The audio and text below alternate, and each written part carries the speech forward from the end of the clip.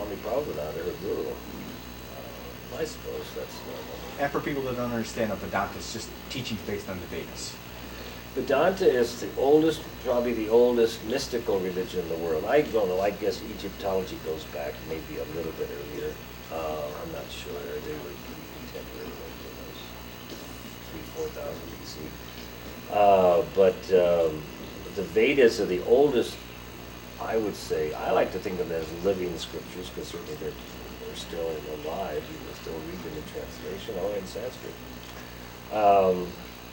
And then they evolved, and the earlier Upanishads were, say, 3,000, say 4,000 BC. And then you moved into the Upanishadic era, which was maybe 1,500 BC. They don't know. The Hindus are terrible with dates.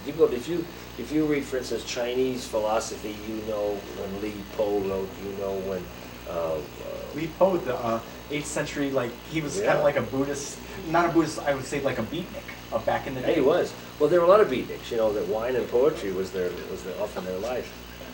I used to be sort of interested in Chinese philosophy. In fact, Isherwood once asked me, he said, you seem to like Chinese philosophy. He said, I have a question. He said, do you know why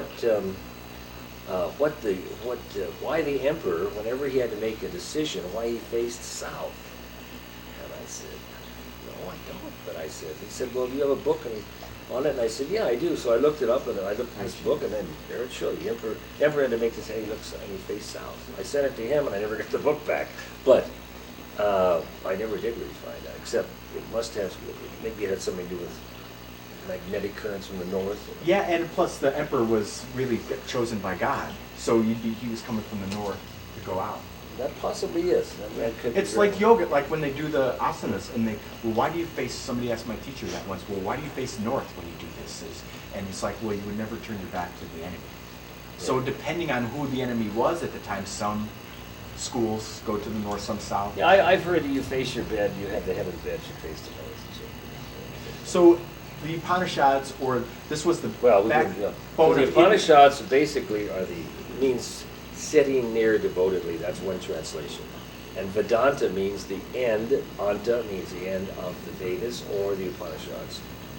But now you should clarify what we're talking about. When we talk about Vedanta, this was a term that was developed by Vivekananda to distinguish it from Orthodox Hinduism, which was a kinship, which was kin to India. So he wanted to move away from Indianization of these ideas. Right. And this was, of course, around during the Buddhist time. And so he was kind of reacting to Hinduism and of course, it was a social structure. And not rejecting necessarily, but this was very... You mean Vivekananda? No, first Buddha. Buddha. Like Sakama. Buddha was. I always think of Buddhism as having somewhat similar. Buddha, the relationship with Buddhism and Hinduism is similar to the relationship with Christianity and Judaism. They were both Christ and Buddha were reformers, and Judaism had fallen into obviously a lot of. There were a lot of unfortunate, the Sadducees and the Pharisees were very narrow-minded individuals and the groups, and that's why Christ actually was crucified, was because of their declaration of him as a heretic almost. And so in the same way, Buddha came along to reform Hinduism, which had fallen into disgrace. It's like an ebb and a flow. So exactly.